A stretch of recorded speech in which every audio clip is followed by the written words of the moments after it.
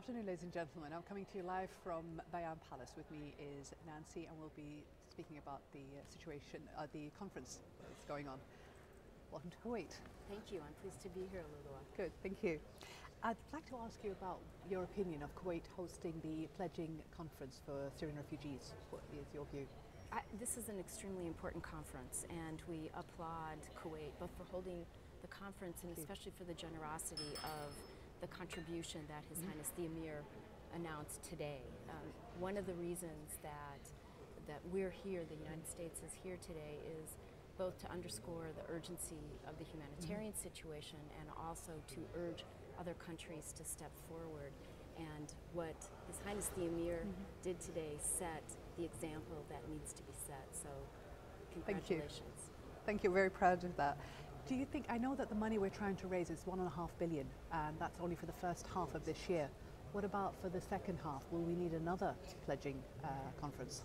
You raised a really critical issue, and we need to start thinking about what happens when this appeal is finished. And you know, to us, it underscores also that ultimately this is a huge tragedy, and these are urgent humanitarian responses, but ultimately we need a political solution. True. And we need to start looking at how do we ensure that the surrounding countries who are shouldering such refugee burdens get the help that they need. And we know that particularly countries in this region, with the generosity that they're showing today will be so important going forward.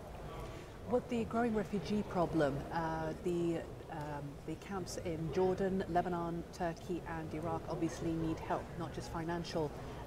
We need food, medicine, healthcare. Absolutely. You know, President Obama announced the U.S. contribution of $155 million, which brings our contribution to $365 million.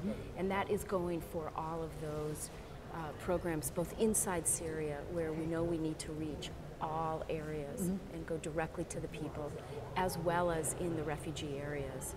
It's food, it's water, it's helping to survive what is a really cold winter, getting kids to school, keeping the municipal water system safe. I mean, this is a tragic collapse that's going on, and it's both a country tragedy and with regional implications. True. I just wanted to ask, when people ask you, what can we do as individuals, what would you say? I would say, first of all, this is a human crisis. It is important for all of us to care, to advocate for both a solution, for the access to ensure life-saving assistance reaches all of these people. I was just in Jordan and Turkey, where I had a chance to talk with Syrian women, Syrian children. It is always the women and the children who bear the brunt of this conflict, and it's up to all of us to care. The majority of the refugees are women, children, and the elderly. Exactly. When conflict happens, when war happens, it is the women, the children, and the elderly who bear the brunt. I talked to a woman who is 7 months pregnant, walking across the border into Jordan just a few nights ago, fleeing her village that was bombarded. This is not what people should do to people.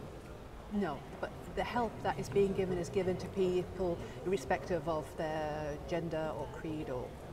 I think one of the important messages of this conference, and certainly the message from the United States, is that we provide assistance to people on the basis of need, and we are committed to reaching people throughout Syria, as well as providing assistance to the refugees who have come into very generous nations who are hosting those populations.